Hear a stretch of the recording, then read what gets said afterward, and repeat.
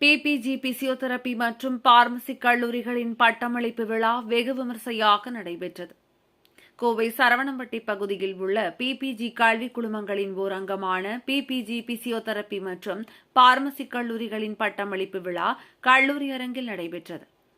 இதில் PPG physiotherapy கல்லூரியின் 20வது ஆண்டு மற்றும் பார்மசி கல்லூரியின் 1ஆம் ஆண்டு என இரு கல்லூரிகளின் பட்டமளிப்பு விழா நடைபெற்றது.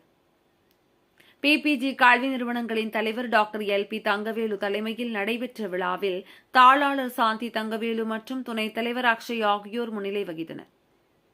விழாவில் சிறப்பு விருந்தினராக தமிழ்நாடு டாக்டர் எம்ஜிஆர் மருத்துவ பல்கலைக்கழகத்தின் துணைவேந்தர் டாக்டர் நாராயணசாமி கலந்து கொண்டு சிறப்புரையாற்றினார். அப்போது பேசிய அவர், பிசியோதெரபி மற்றும் பார்மசி படிப்பின் அவசியத்தையும் மருத்துவத்துறையில் அவர்களது இன்றியமையாத பங்கினை பற்றியும் பகிர்ந்து கொண்டார்.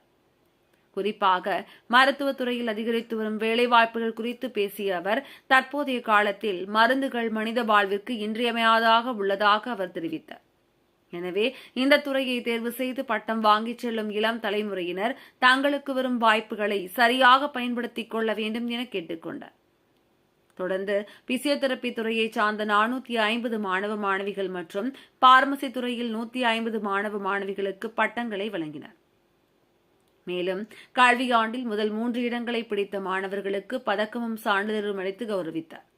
விழாவில் பிசியோதெரபி கல்லூரி முதல்வர் சிவகுமார், பார்மசி கல்லூரி முதல்வர் Shyam, executive director captain Amuthakumar உள்பட துறை சார்ந்த தலைவர்கள், பேராசிரியர்கள், பெற்றோர்கள், மாணவ மாணவிகள் என பலர் கலந்து கொண்டனர்.